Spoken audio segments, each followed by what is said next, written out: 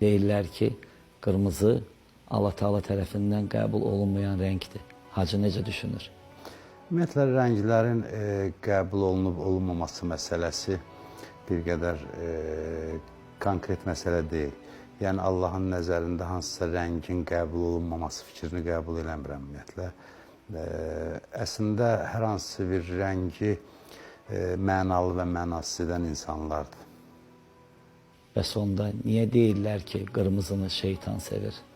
Bu, bəzən şəriətimizdə qadınlarla bağlı belə bir məsələ var ki, diqqəti həddən artıq özünə cəlb etdiyinə görə bu rəngdə, al-əlvan rəngdə geyinməyə məsləhət görmürlər.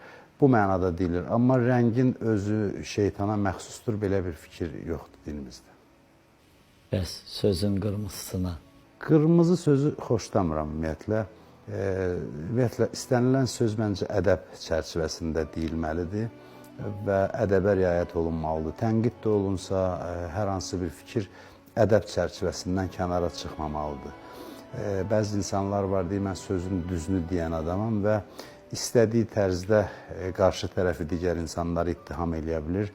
Ona görə də qırmızı sözü mən şəxsən xoşlamıram və heç zaman da bu şəkildə davranmamışam heç kimlə.